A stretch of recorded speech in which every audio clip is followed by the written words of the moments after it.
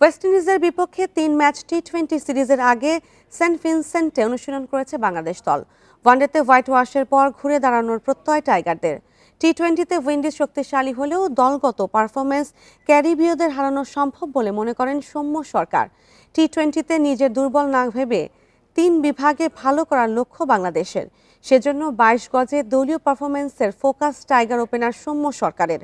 তার মতে ক্যারিবীয়দের কাছে ওয়ানডে সিরিজ হারলেও ব্যাটারদের রান পাওয়া ইতিবাচক।